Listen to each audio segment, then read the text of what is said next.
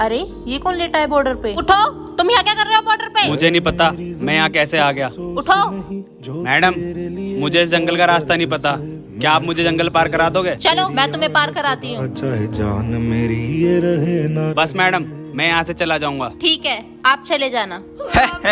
पकड़ी गई ना फौजी। साहब, मुझे इसे यहीं लाना था ना। हाँ छोटे, जा तेरा काम हो गया। साहब, अब मैं इसे यहाँ तक लाया हूँ तो मैं ही मार देता हूँ ना। चल ठीक है, तू मार दे। मुंह से निकल के खून कहे। ये क्या कर रहा? तुझे मुझे नहीं, इसे मारना है।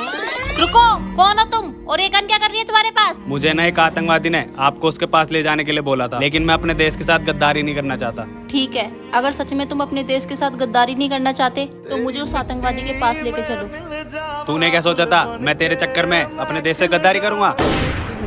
आज तुमने साबित कर दिया कि तुम एक अच्छे देशवासी हो। अगर आप भी सच्चे देशभक्त हैं तो कमेंट में जय हिंद जरूर लिखना।